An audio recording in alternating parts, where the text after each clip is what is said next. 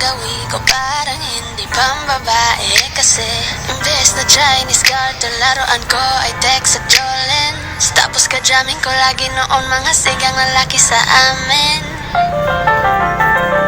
Noong ako'y mag-high school ay napabarkada sa mga bike. Curious na babae na ang hanap din ay babae. Sa halip na makeup kit, bit-bit ko ay gitara. Tapos pormahan ko lagi ay long sleeve na t-shirt na faded na lonta. Pero noong makilala kita, nabago biglang aking timpla. Natutuwa ko na magpariban at mag-ahit ng kilay at least once a month. Di ko alam kung ano meron ka na sa akin ay nagpalambing.